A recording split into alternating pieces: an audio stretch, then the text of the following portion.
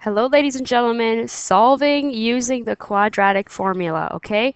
So for this station, we're going to be using this formula, negative b plus or minus the square root of b squared minus 4ac all over 2a. And that's going to give us the two solutions for x.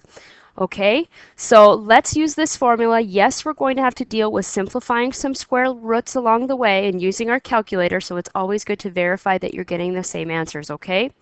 So let's solve using the quadratic formula. Now with the quadratic formula, we don't have to worry about dividing any coefficients away or even dividing by any numbers to start. We just need to make sure that there are three terms here, or even two terms sometimes, but that all the pieces to the quadratic are on the left hand or right hand side together. So all the pieces over here are on the right hand side, left hand side in our case. So make sure that that's happening first, and then you can identify this first term here in front of the x squared will always be the a, in front of the x will always be the b, and the constant number will always be the c. Now remember, if I were to mix this up, right? And I were to say, well, there's my quadratic, everybody's on the left-hand side.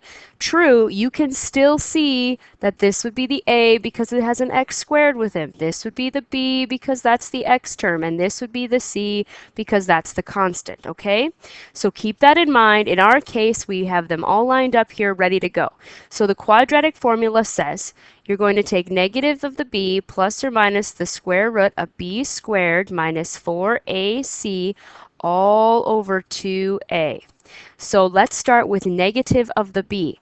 Now the b in our case happens to be negative 8, so if we negative a negative 8, we get positive 8. Plus or minus the square root, the b squared is negative 8 squared.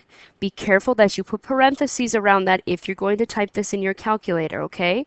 Minus 4 times the a times the c all over 2 times the a. So all of the values there have been plugged into the formula.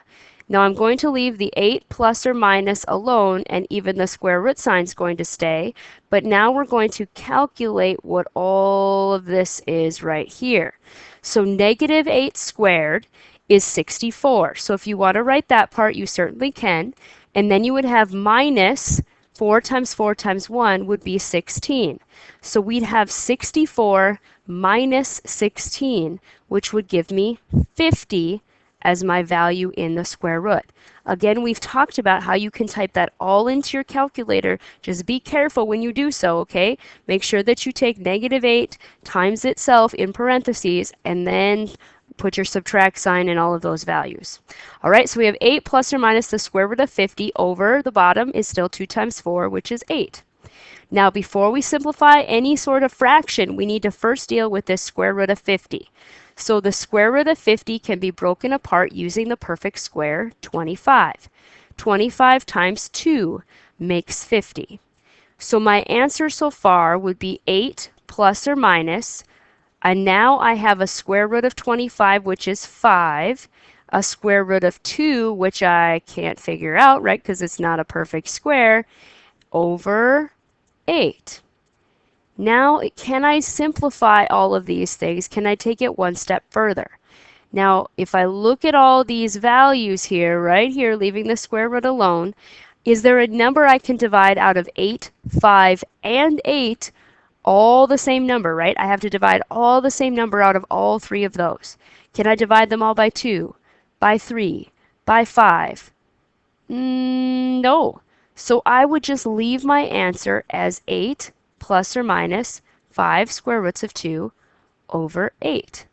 You could, if you wanted to, divide 8 divided by 1, or 8 divided by 8, sorry, and make it a 1, but then you would still have 1 plus or minus 5/8 square root of 2 because the 5 doesn't divide by 8. So you might see that 8 over 8 and want to place it as a 1, which you can do, but most of the time we would just leave our value like this because there's nothing that divides out of all three of those numbers, okay? So be thinking about breaking apart that square root. Sometimes we get an I, even when we're dealing with a quadratic formula, and usually the toughest part is breaking apart that square root and taking that simplification one step further.